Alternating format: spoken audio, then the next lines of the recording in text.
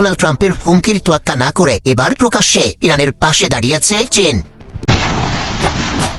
Iran Israel যুদ্ধের আগুন ছড়িয়ে পড়ছে গোটা বিশ্বে। মাত্র 9 মাসের মাথায় আবারও ইসরায়েল ও তার সহযোগী মার্কিন যুক্তরাষ্ট্র ইরানে বড় ধরনের হামলা চালিয়েছে। এবারের হামলায় শহীদ হয়েছেন দেশটির সর্বোচ্চ ধর্মীয় নেতা আয়াতুল্লাহ আলী খামেনি সহ শীর্ষ কয়েকজন। হামলার জবাবে একের পর এক ক্ষেপণাস্ত্র ছুড়েছে তেহরানও। মধ্যপ্রাচ্যে থাকা মার্কিন ঘাঁটি সহ বেশ কয়েকটি গুরুত্বপূর্ণ স্থাপনায় আঘাত হেনেছে ইরান। এমন চরম উত্তেজনার মধ্যেই মার্কিন প্রেসিডেন্ট ডোনাল্ড ট্রাম্পের হুমকির তোয়াক্কা না করে এবার প্রকাশ্যে ইরানের পাশে দাঁড়িয়েছে চীন।